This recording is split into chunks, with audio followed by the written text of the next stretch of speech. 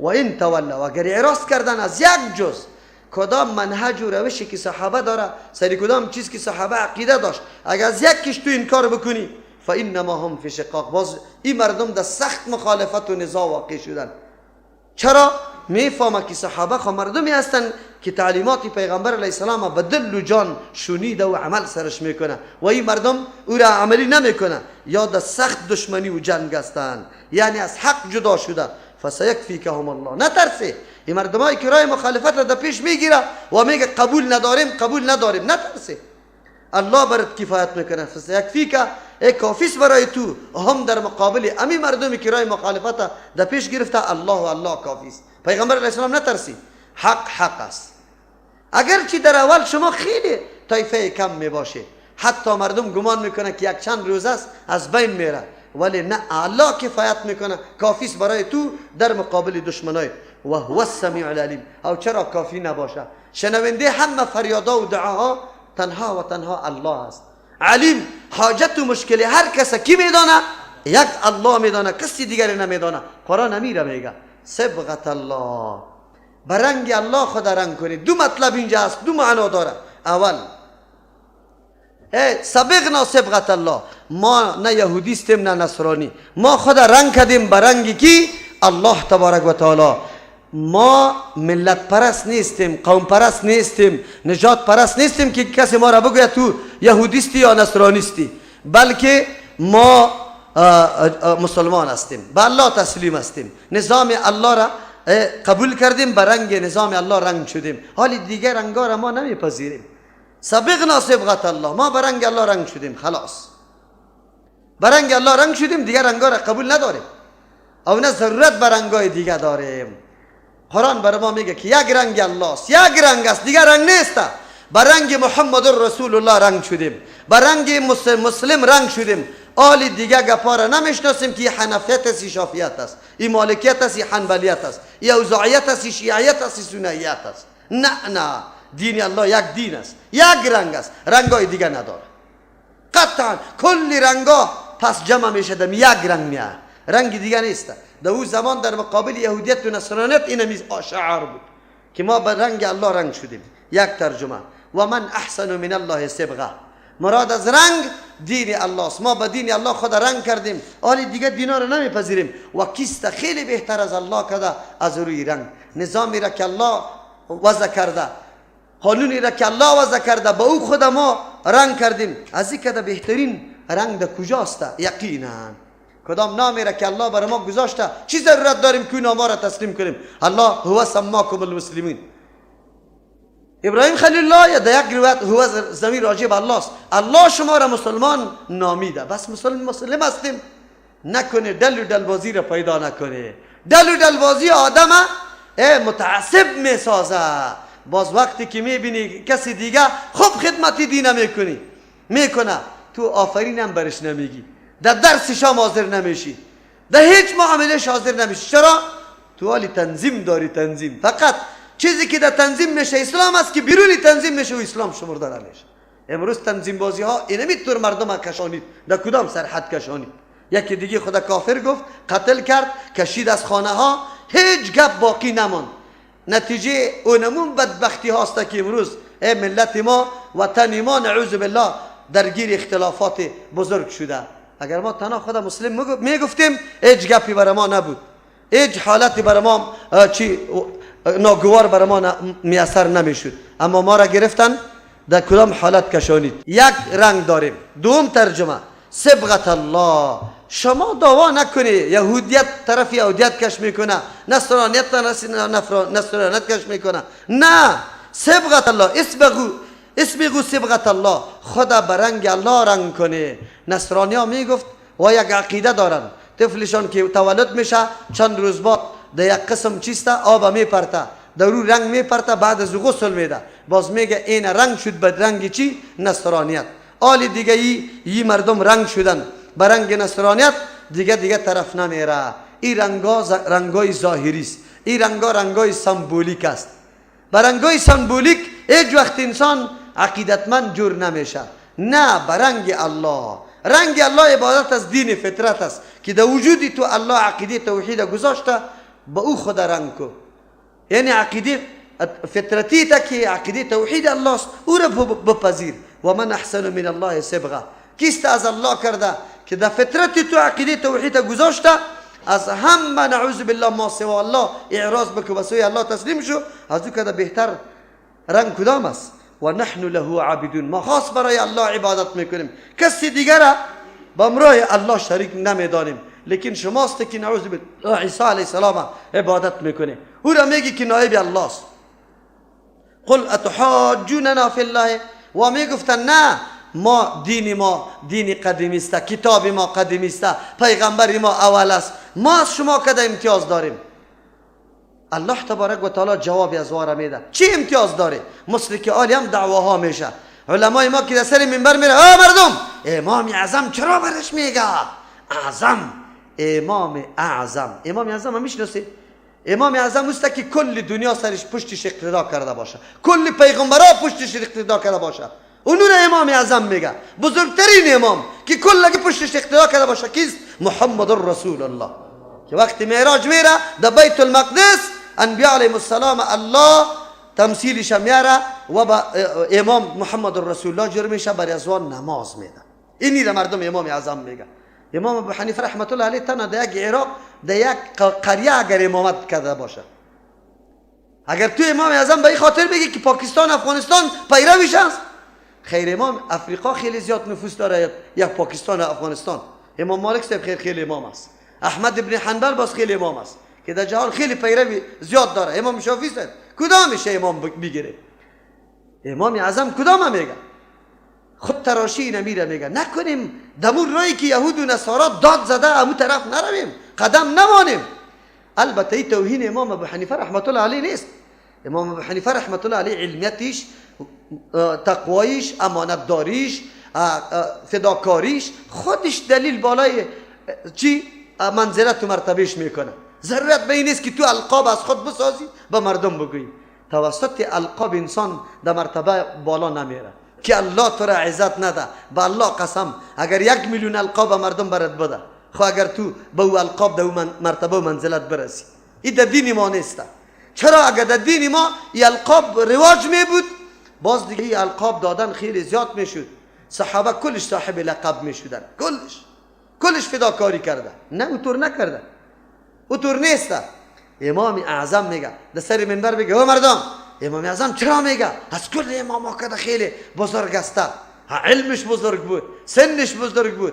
خیلی خوب، بیا دیگه اگر این طور گپ باشه خیر است تو از که سوال کنه یک کتاب امام ابو حنیفه رحمت الله بکش، یک کتابش بکش، شاگرداش خو نوشته کرده.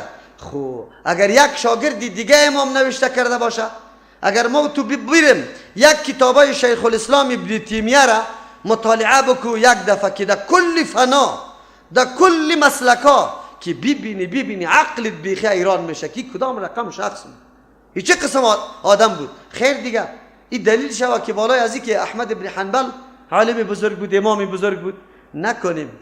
این ادعاها را نکنیم. این ادعاها را یهود و نصارا میگفتن، الله جوابشان داد. بگو چی برتریت داری؟ قل اتحاجوننا فی الله، شما قطما مناظره و بحث داری. محاجه چی را میگه؟ دلیل گفتن. محاجه دو قسم است، یکی محاجه حسن است، نیک است، یعنی دلیل که امرای کسی میگی این نیک است در صورتی که مقصدت ای باشه که حق ظاهر شود. این محاجه حق است، درست است، در دین وجود داره.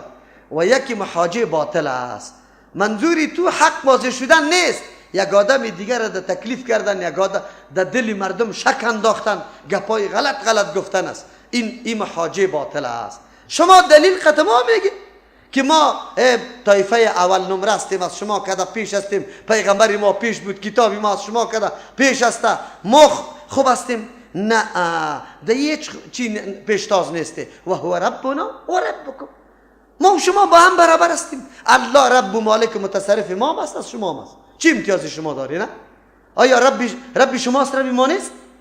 اما قسم که تربیت شما را کرده، برای شما انعامات جسمی داده، معنوی داده، برای مام داده.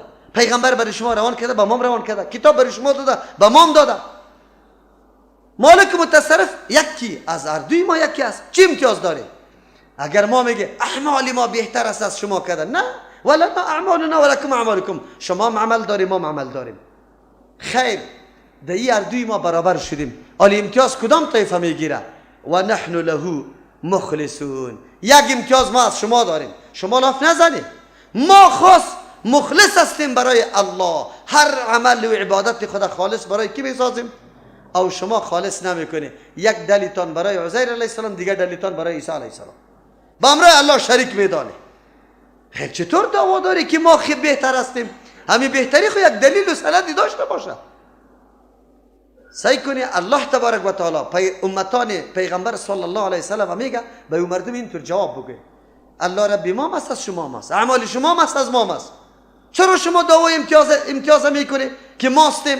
بلکه ما باید دعوا کنیم به خاطر که ما مخلص هستیم. هر عمل ما برای الله است، هر عمل ما به امر الله کسی را شریک نمیدانیم، او شما شریک میدانید. امروز بیا دیگه همین کسایی که میگن ما و شما را میگه گمراه شده، غیر مقلدین است، مذهب قبول نداره. ما دعوت میدیم به مردم که یک الله را پرستش کنی. شما دعوت میدیم مردم در قبرها. ما میگیم تنها نامای الله را وسیله کنیم، تو میگی نه. اشخاصی که هویت و شخصیتش معلوم نیست، انجام و عاقبتش معلوم نیست که در جهنم است یا در جنت است، تو میگی ناما و برکت و طفیل و چیزا جاه و جلال ازوارم وسیله بکنیم. بیا دیگه ما میگیم مخلصون هستیم به الله.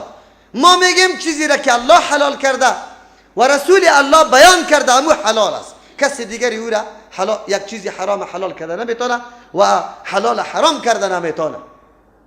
کسی را گفته نمیتونه. خب ما میگیم یک الله کار میکنه، پیغمبر بیانش میکنه، تو میگی نه. اگر امام ابو حنیفه رحمت الله علیه اید حرام کرد بس حرام است، نمیکنم، من نمیکنم. اگر چه حدیث پیغمبر گفته من نمیکنم. چرا حرام است؟ در کتابای حنفی رفع الیدین حرام گفته در بعضی کتابا، اگر چه علمای منصفش سری اونمو علما رد کرده، سخت رد کرده، اما مردمی که حرام گفته. ما میگیم حرام کسی نمیتونه، عمل پیغمبر کسی حرام گفته نمیتونه.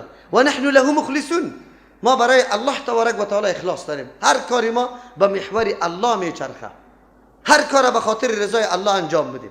امروز هم همو گپ است، دیروز هم همی گپ بود، همو مردم همی ادعاها را داشت، الله جواب داد. امروز هم همی جواب است. مردم ما را از دین خارج میدانه. چرا خارج میدانه ما را؟ دین چی را میگه؟ اول بگه اگر دین حنفیت باشه تنها، خیلی سه مذهب دیگه کلش کافر مرده، کلش جهنمی است، نعوذ بالله. اگر تو تنها شافعیت باشه، این سه مذهب دیگه چیست؟ اگر نه که دین محمدی باشه، ما محمدی هستیم الحمدلله. خیر بگو دیگه چه رقم ما را از دین بیرون میدانی؟ این مشکلات است. این مشکلات در روز زمان هم بودیم، زمان هم هست. قرآن درسا میده برای ما که نه، معیار وجود داره. زمانی که معیار وجود داشت، نه گپی احمد قابل قبول است نه محمود، نه از حسن نه از حسین. گپی کیسته؟ گپی الله و از رسول الله است. او گپ است. آلی بی دیگه هر کدامتان برید در ترازوها خود طول کنی که چقدر عقیدتان موافق، چقدر عملتان موافق، چقدر کردارتان موافق، چقدر اخلاقتان موافق. خلاص. ام تقولون این ابراهیم و اسماعیل، ادعای دیگر است کنید. چه عجیب داستانی است. قرآن که کدام داستان بیان میکنه، درس عظیم به امت پیغمبر علیه السلام است. امروز ما برای شما بگم، یک طایفه در قرن دوم تیر شده از فرقه های اهل تشیع بود. این اهل تشیع اثنا عشری هم نبود که به 12 امام عقیده می داشت، به نام اباضیه بود. خارج از دین بودن و نعوذ بالله رهبری از وا کلانی از وا به نام ابراهیم یا چی او عبدالوهاب یاد می شد. اما فرقه در قرن دوم به نام وهابی مشهور شده بود. فرقه وهابی، علمای بزرگ 4 مذاهب اهل تسنن فتوای خارجی بودن از او را داده بود که یا خوارج هستند، به هیچ وجه در اسلام داخل نیست و در افریقا زندگی میکردن. به که استعمار چی کار میکنه؟ گپارا اگر قبرا را ویران کرده، اگر پیرپرستی را از بین برده، محمد ابن عبدالوهاب برده، کار محمد کرده، خب پدرش عبدالوهاب نام داره.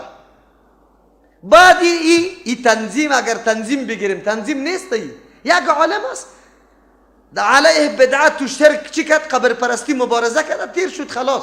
حالا کی مذهبی آدم است، حنبلی مسلک است، خو لیکن اینطور حنبلی نیست که هر گپ امام احمد ابن حنبل قبول کنه. در جایی که حدیث صحیح آمد در مقابل گپ احمد ابن حنبل، باز دیگه حدیث قبول کرده، گپ احمد ابن حنبل ترک کرده. حتی خود در کتاب نوشته میکنه ما مثل ابن جوزی نیستم، ابن کثیر نیستم که فقط پابند مذهب باشه. نه، پابند مذهب ما در وقتی هستم که موافق حدیث پیغمبر باشه. خودش نوشته میکنه. پس آن آل استعمار را ببینه، مسلک ازیره یا نظریه ازیره به نام وهابی مشهور کرد. چرا مشهور کرد؟ به خاطری که اونجا در کتابای سابق علیه عبدالوهاب یک فتوا صادر شده. حالی مردم بیچاره قدر کور است که تفکیک نمیتونه که این فتوا 1100 سال پیش علیه یک گروهی که واقعا خارج از دین بوده صادر شده. او فتوا 1100 سال پیش میگیرن میچسبانه در قرن 12 در این حرکت. حتی ابن عابدین رحمه الله صاحب فتاوای شامی او هم نوشته که ابن تیمیه خارجی است. ابن تیمیه در قرن 8 است. در قرن 8 است ابن تیمیه و او فرقین در قرن 2 است. چطور شده میتونه؟ آیا یک کسی که در حال ما و شما یک پدری ما و شما بابای ما و شما 100 سال پیش از پیشت وفات کرده، حالی کدام کاری که او انجام داده به نام از تو شهرت پیدا میکنی، تو را اون مردم بگه درست است؟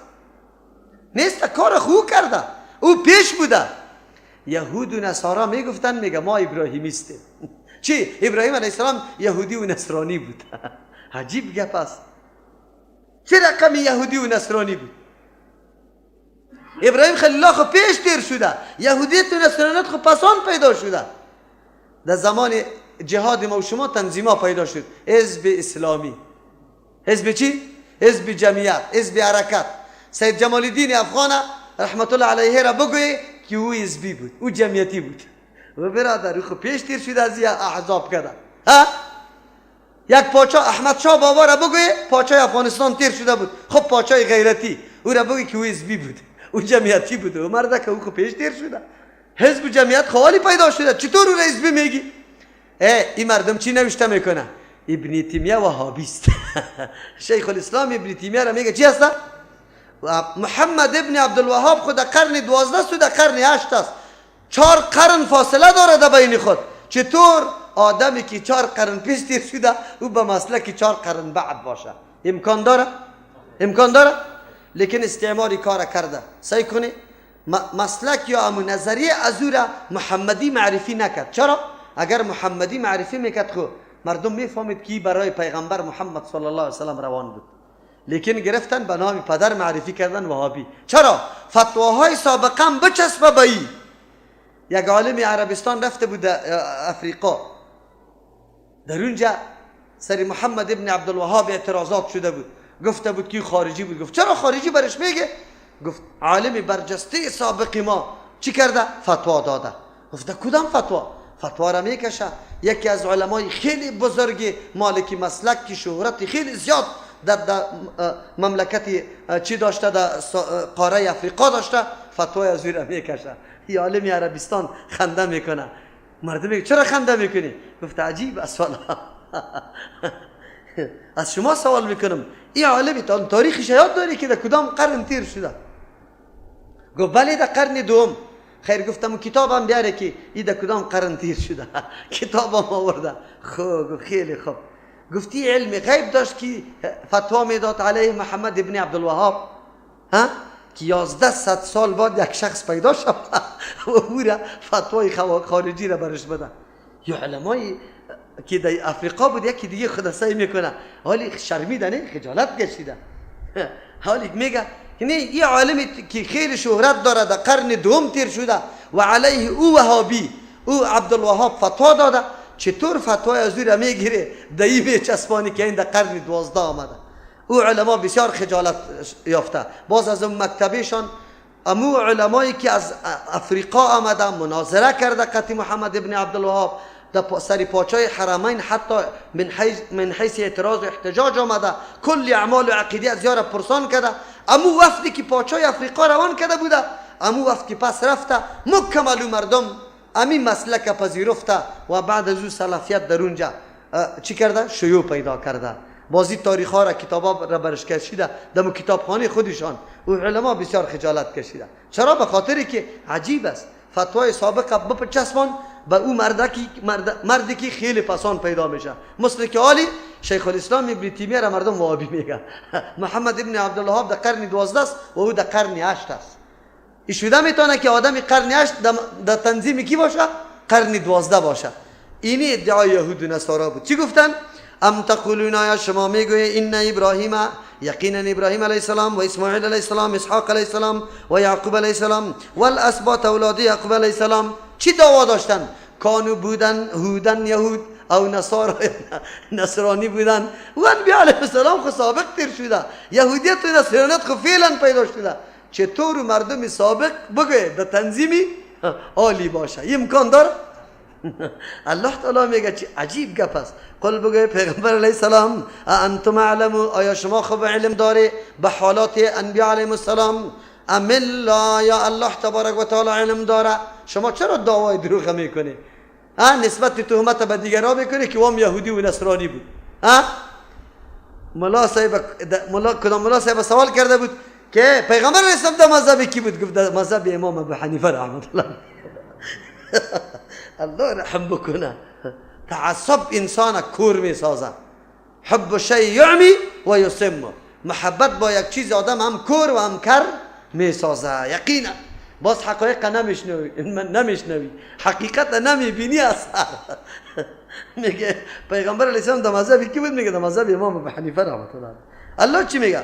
و من ازلم، کس خیلی ظالم، ممن از کسی که کتم شهادتا پنهان میکنه شهادت، یعنی علم حق عنده که بنزدش است. علم حق پیشیت است تو بازم تو حقایق نمیگی. یعنی حقایق پنهان کردن ای در سرنوشت دین مردم نعوذ بالله بازی کردن است. حقیقت که پنهان کنی مردم در بدر است پشت سر آیات میه بخیر. در کتمان حق که الله تبارک و تعالی چی جزایی را مقرر کرده. چرا کتمان حق؟ کتمان حق سبب گمراهی مردم میشه، راز مردم پنهان میشه، گم میشه، مردم بیچاره در دورویی باقی میمانه. مثل امروز واری اگر هر عالم در هر جایی که است لحاظ مردم نکنه، لحاظ تنظیم نکنه، لحاظ حکومت نکنه، لحاظ مذهب نکنه، از کتاب الله و سنت صحیح پیغمبر جواب بگوید، اختلاف وجود داره، دورویی وجود داره؟ کلا قطعا وجود نداره. ما میگم وجود نداره. لیکن اینجا لحاظ دولت میشه، لحاظ بگوی مذهب میشه، لحاظ مردم بگوی میشه، اما حکم گول گول میگه، واضح نمیسازه، پرده دیش آورده رایسته، مردم فریب بده. نکنه که مردم در بدر میشه. الله یهود و نصارا را که ملامت میکنه به می خاطر. چرا؟ در کتابای شما حقیقت دین پیغمبر واضح نشده؟ شخصیت پیغمبر براتان با کل اوصافش بیان نشده؟ از دو خاطر قرآن کریم پشت سر باز عذابش هم میگه. الله میگه من الله کیست که خیلی ظالم، ممن کتم شهادتا، کسی که پنهان میکنه علم حق شاهدی را عنده که به نزدش وجود داره. پنهان میکنه از کی پنهان میکنه؟ من الله، از الله تبارک و تعالی. یک معنی که از الله پنهان میکنه، این خب پنهان کردن از الله است، الله روان کرده و این بیان نمیکنه. یک، او از الله خب پنهان نمیشه. دوم معنی اوتر بیان علم حق یا اوتر شاهدی را عنده که به نزد همی آدم قرار داره. امو شاهدی که آمده من عند الله، از جانب الله برش آمده در کتابایشون، باز هم یا پنهان میکنه. لیکن یاد داشته باشه و ما الله نیست الله تبارک و تعالی بغافل، بخبر عما تعملون، از آن چیزی که شما عمل انجام میده. کدام را که شما نعوذ بالله پنهان میکنی، حقایق بیان نمیکنی، شما چه فکر داری که الله شما را محاسبه نمیکنه؟ الله براتون عذاب نمیده؟ علمای امروزی ما این آیات را بخوانه.